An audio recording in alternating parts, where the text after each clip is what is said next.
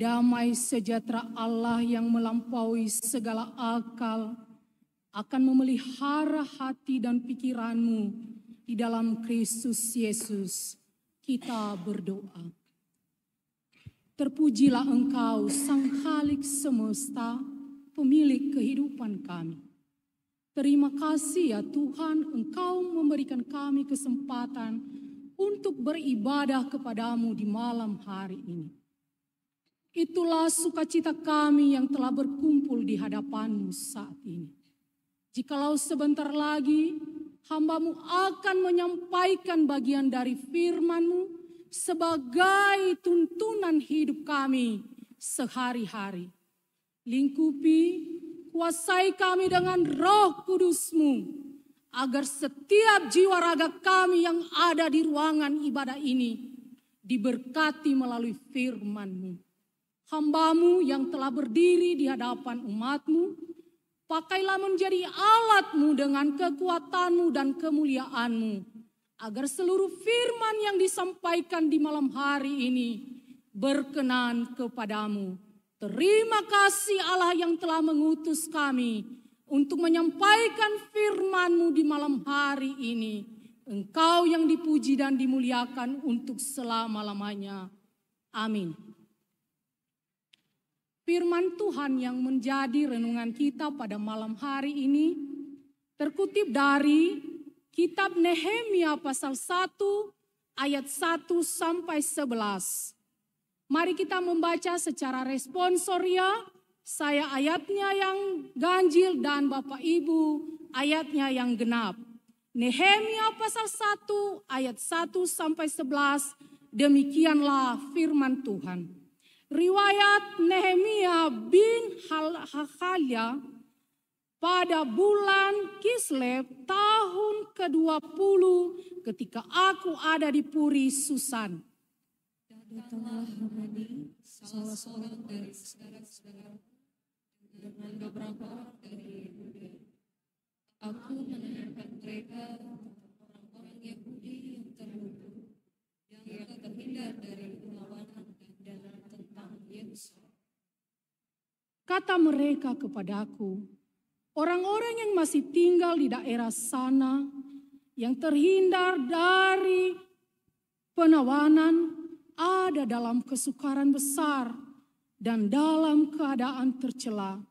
Tembok Yerusalem telah terbongkar dan pintu-pintu gerbangnya telah terbakar. Ketika aku dengar berita ini, duduklah aku menangis dan berkata selama beberapa hari, aku berpuasa dan berdoa kehadiran Allah semesta langit. Kataku, ya Tuhan Allah semesta langit, Allah yang maha besar dan dahsyat, yang berpegang pada perjanjian dan kasih setianya terhadap orang yang kasih padanya dan tetap mengikuti perintah-perintahnya.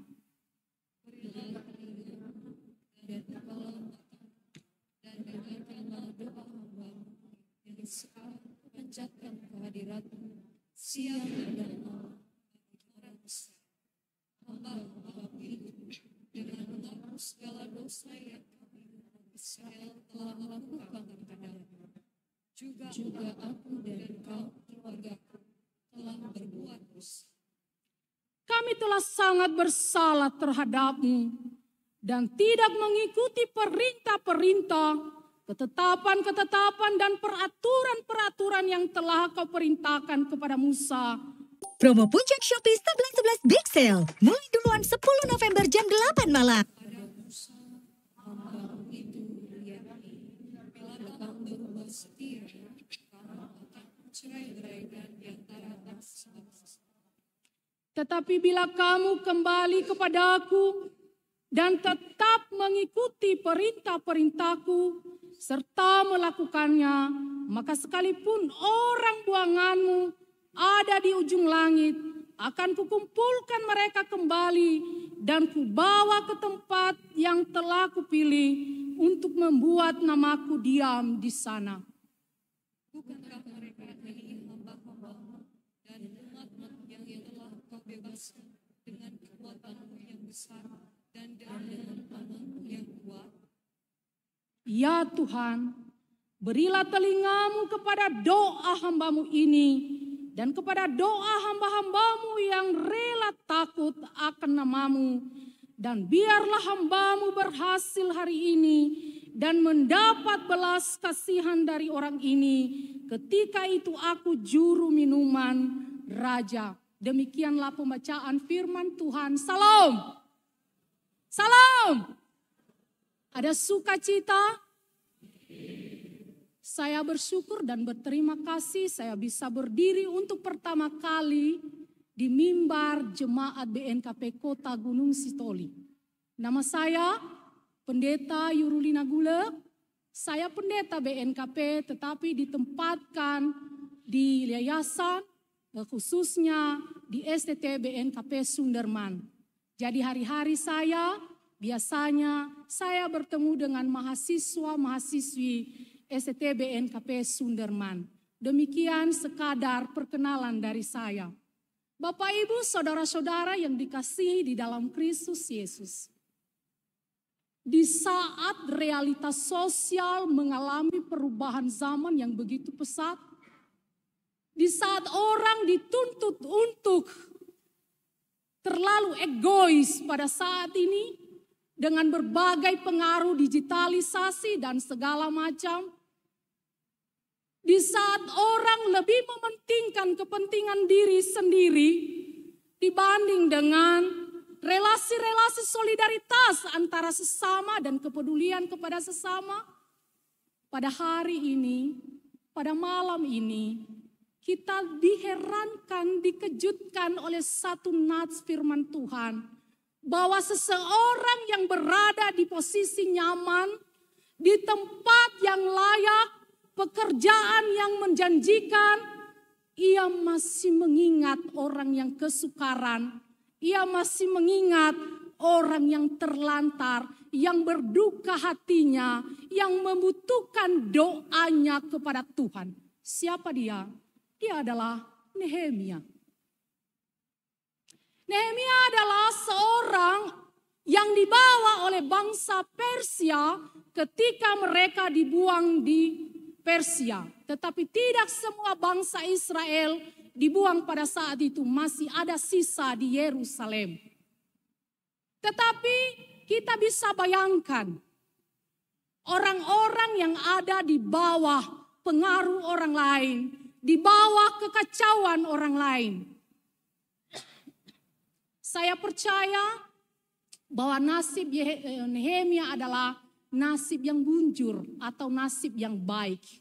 Di mana dari cerita firman Tuhan yang barusan saya baca di antara kita pada malam hari ini, dia adalah juru minuman raja. Meskipun dia adalah seorang yang ditawan, tetapi kemungkinan karena dia cerdas, dia bisa dipercaya. Dia memiliki keteguhan yang kokoh. Sehingga dimanapun ia berada, dipakai oleh Allah dalam segala pekerjaan. Nehemia adalah seorang juru minum, orang kepercayaan Raja Persia. Dia adalah orang yang pertama kali bisa merasakan minuman raja dan bisa juga menjaga kehidupan seorang Raja Persia. Dari posisi yang demikian,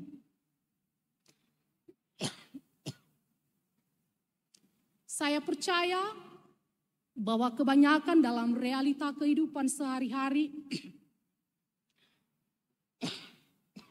orang akan berubah situasi ketika posisi-posisi penting dia emban atau dia kerjakan. Mohon maaf Bapak Ibu. Tetapi sebaliknya, kebanyakan, saya tidak memvonis ini Bapak Ibu, tapi kebanyakan oknum-oknum, bukan seluruh manusia yang ada di bumi ini. Ibarat kacang lupa akan kulitnya. Seseorang ketika ada dalam keberhasilan, apalagi dalam situasi kesukaran, tiba-tiba menjadi senang, tiba-tiba menjadi orang terpenting di antara para raja yang ada di Persia. Tetapi apa yang dilakukan oleh Nehemia? Dia adalah seorang yang rendah hati. Dia adalah seorang yang tidak mempedulikan keberhasilan di tengah-tengah umat yang memberikan, menjanjikan kesuksesan kepadanya. Ketika Hanania dan beberapa orang Yahudi mendatanginya di istana Persia,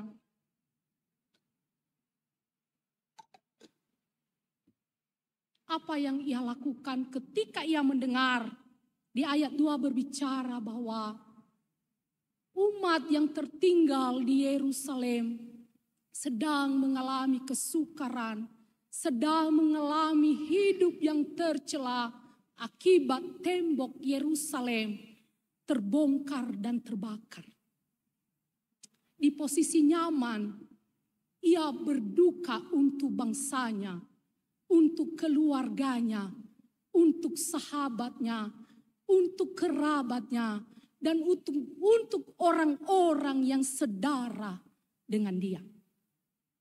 Dan ini adalah sosok yang sesungguhnya menggugah kehidupan kita di zaman yang penuh dengan keegoisan, penuh dengan hedonisme, dan penuh dengan segala kepentingan diri pada saat ini.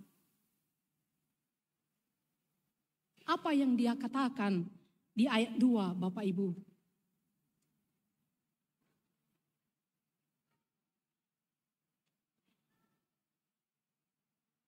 Aku berduka atas semua yang dialami oleh bangsaku. Artinya ketika kita menyatakan duka, dia merasakan, dia peka terhadap apa yang dirasakan oleh umat, sahabatnya, kerabatnya, kekasih hatinya yang sedang merasa kesukaran, yang sedang merasa melarat, kelaparan, kesusahan, dan kebimbangan karena tembok Yerusalem sudah rusak dan terbongkar. Apa pentingnya tembok Yerusalem? Bagi kita tembok biasa-biasa saja, hanya sebagai pelindung. Tetapi bagi bangsa Israel, tembok Yerusalem adalah ketika rusak tembok Yerusalem itu ditandai dengan berpisahnya Allah kepada umatnya. Rusaknya tembok Yerusalem membuat jemaat kehilangan ketenangan, kedamaian, dan juga sukacita. Mengalami cemooh dan mudah diombang-ambing oleh bangsa-bangsa lain. Diremehkan, direndahkan, dan dianggap tidak memiliki perlindungan. Dan hal itu membuat seluruh umat yang tertinggal dan tersisa di Yerusalem merasa tertekan, merasa tidak ada perlindungan, merasa tidak ada kehidupan, merasa diremehkan, merasa direndahkan, merasa tidak ada yang mengangkat derajatnya, merasa terpuruk dengan situasinya. Maka di saat itu juga Nehemia yang ada di posisi nyaman, Nehemia yang ada di posisi damai, hadir untuk berdoa untuk bangsanya. Hadir untuk berjanji kepada Allah, untuk berharap kepada Allah agar ada sukacita, agar ada pemulihan terhadap umat yang sedang mengalami keterpurukan, ketertindasan, dan ketidakberdayaan dalam situasi sosial yang mereka alami. Apa isi doanya? Mari kita lihat melalui firman Tuhan pada hari ini. Yang pertama, dia berdoa untuk pengampunan dosa. Mengapa ia memohon pengampunan? Karena ia tahu bahwa Allah meninggalkan umatnya karena mereka melakukan pelanggaran yang tidak bisa diampuni oleh Allah, sehingga mereka dibuang dan ditinggalkan oleh Allah seperti anak yang tidak memiliki pemimpin dan penuntun.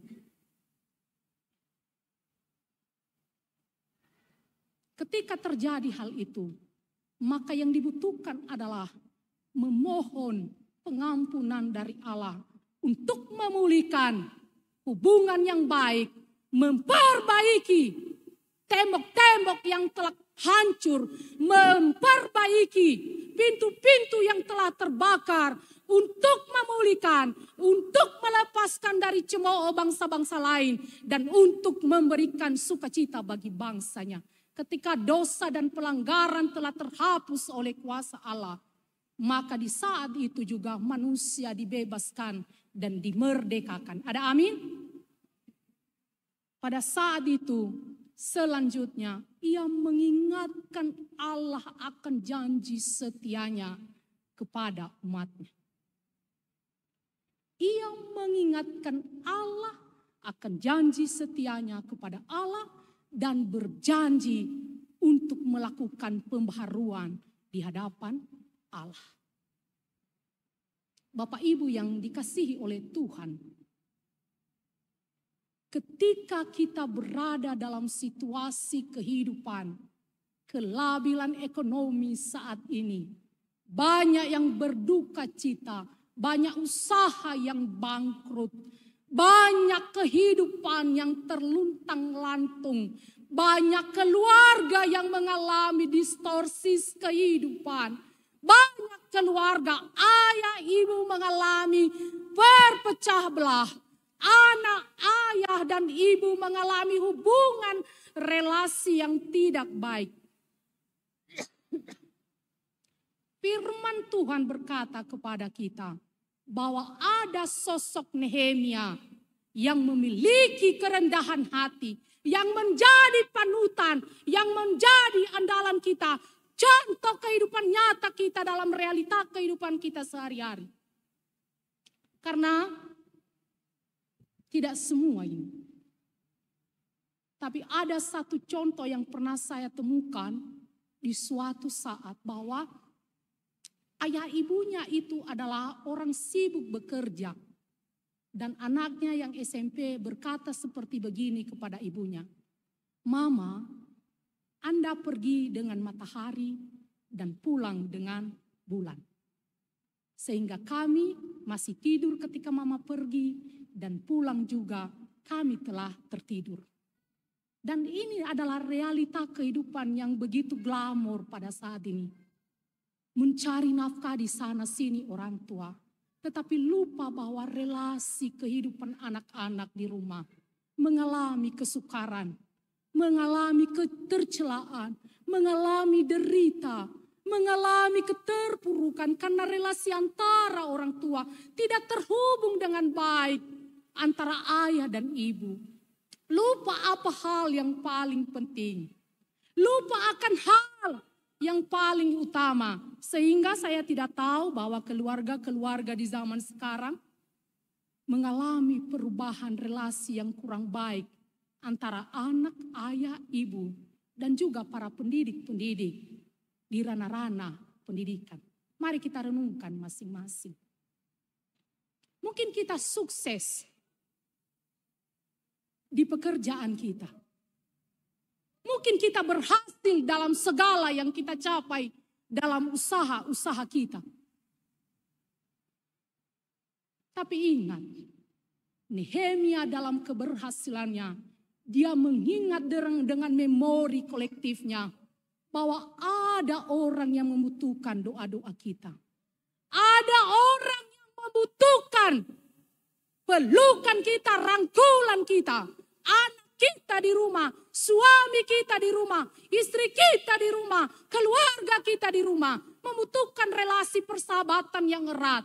Butuh kita merangkul mereka, berdoa bersama mereka, dan melakukan hal-hal tertawa dalam situasi sederhana. Bapak Ibu, di saat ego lebih tinggi dari solidaritas bersama. Pada saat ini firman Tuhan memanggil kita Bapak Ibu. Di saat dosa tidak lagi menjadi ketakutan bagi manusia yang hidup di zaman sekarang ini. Di saat ini juga berbicara firman Tuhan kepada kita. Ternyata pelanggaran-pelanggaran yang kita sebut sebagai dosa di hadapan Allah, itulah yang memisahkan kita dari Allah. Karena kehidupan kita sehari-hari yang terlalu mementingkan keinginan kita sendiri. Terlalu sibuk dengan kesibukan kita sendiri. Lupa bahwa nyawa, jiwa raga kita, nafas hidup kita, seluruh urat-urat kita, saraf-saraf kita hanya berada dalam genggaman Tuhan saja. Pada malam hari ini, firman Tuhan memanggil kita untuk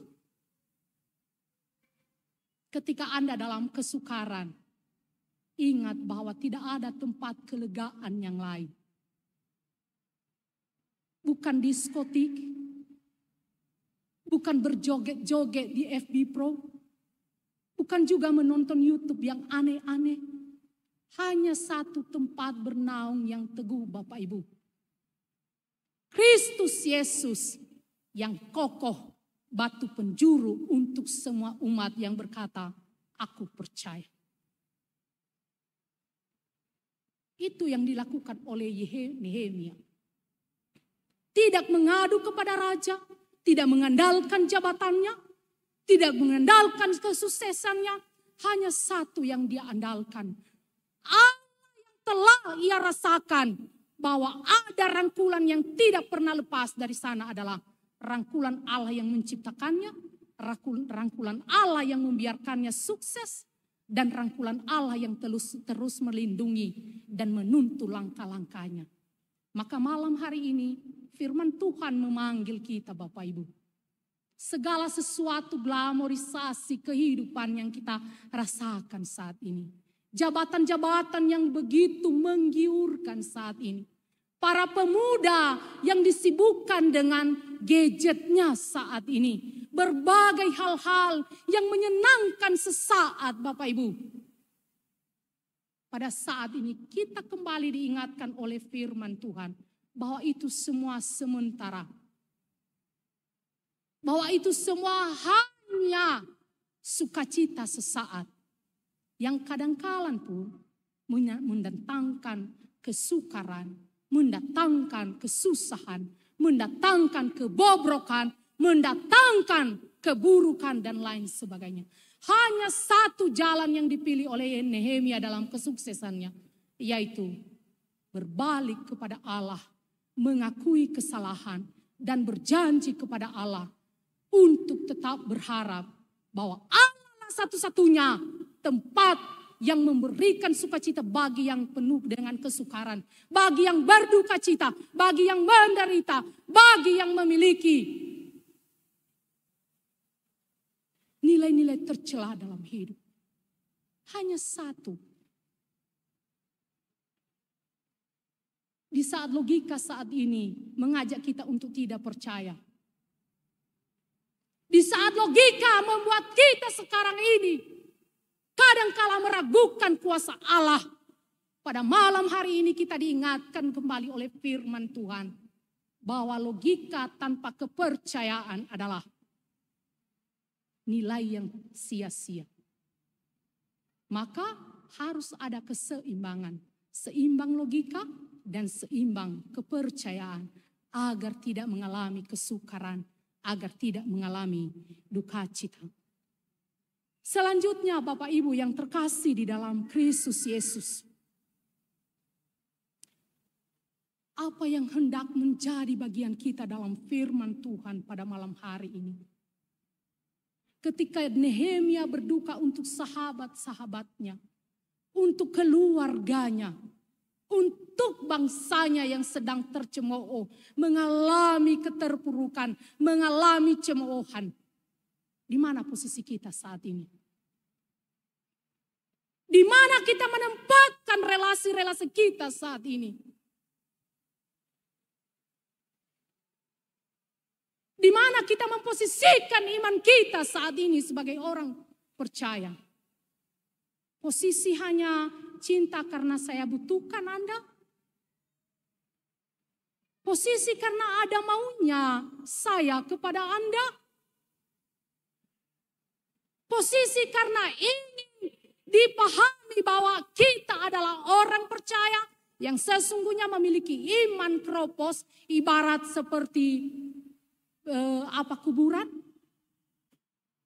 atau posisi yang kokoh, yang benar-benar tulus melihat, merasakan, dan mengagungkan bahwa Allah adalah satu-satunya pemilik kehidupan kita.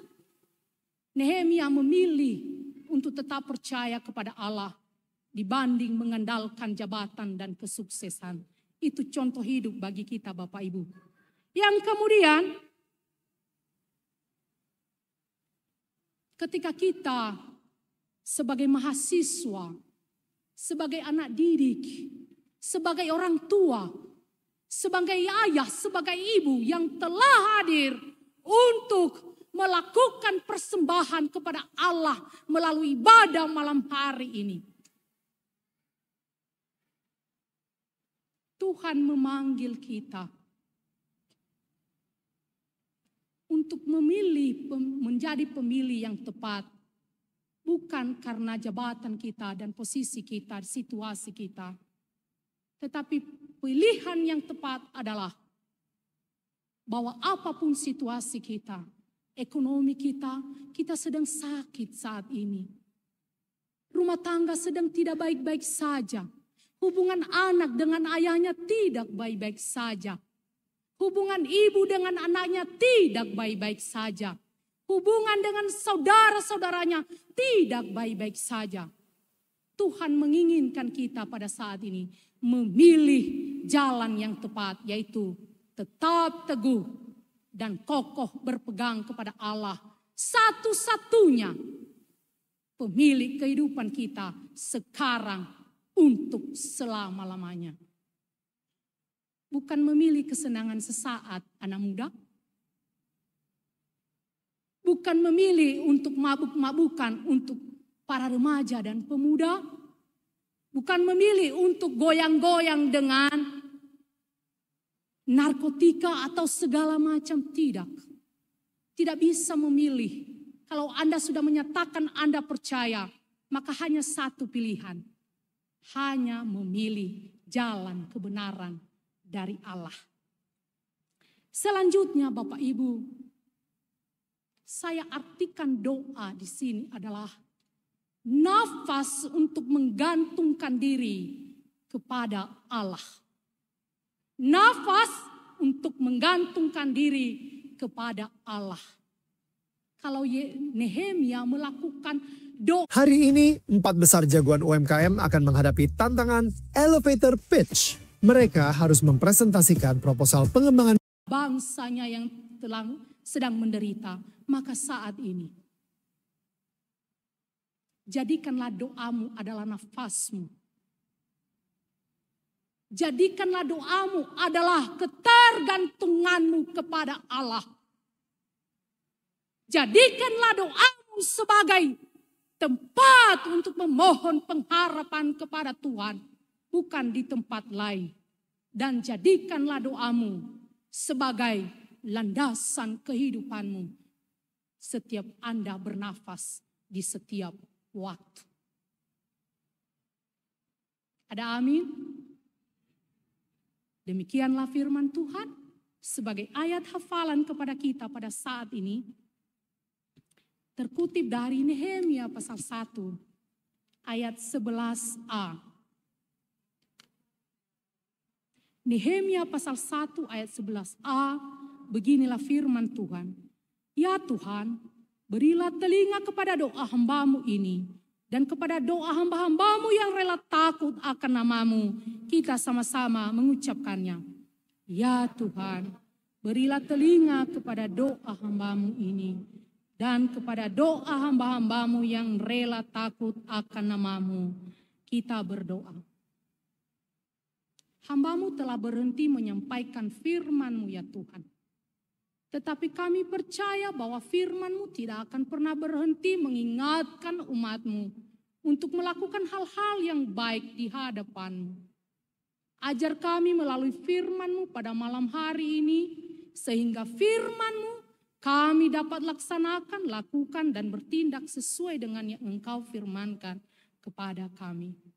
Ini kami Tuhan, setiap telinga, setiap mata, setiap mulut yang telah diperdengarkan oleh firman-Mu. Pakailah kami untuk melakukannya, bukan hanya untuk mendengarkannya. Terima kasih Tuhan Yesus. Amin.